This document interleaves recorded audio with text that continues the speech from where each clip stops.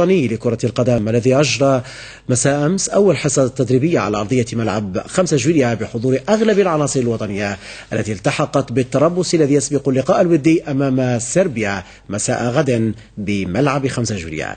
الحصة التدريبية عرفت غياب بعض العناصر التي التحقت بالتربص صبيحة اليوم، كما حضر بعض اللاعبين ممن سيغيبون عن اللقاء بداعي الإصابة.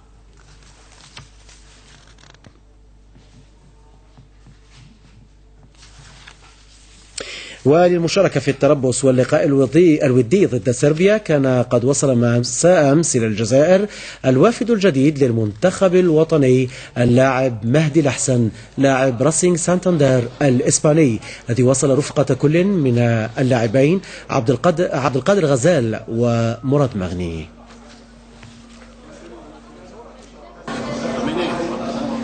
Je suis fier d'être là, je suis content d'être là, ça fait longtemps que je voulais enfin revenir au pays quoi, et découvrir tout ça, donc je suis content d'être là. Et ben aujourd'hui je suis là, y a beaucoup de choses qui sont sorties dans les journaux qui n'étaient pas forcément vraies. Donc voilà, j'ai laissé parler. Moi ce que je veux faire, c'est essayer de venir dans l'équipe, essayer d'aider si je peux le faire, et je le ferai de la manière la plus discrètement possible. C'est pour ça que j'ai toujours refusé de faire plein de choses, de faire plein d'interviews, et j'espère juste être là pour essayer d'aider l'équipe. ومرحبا بمهدي الحسن في وطنه.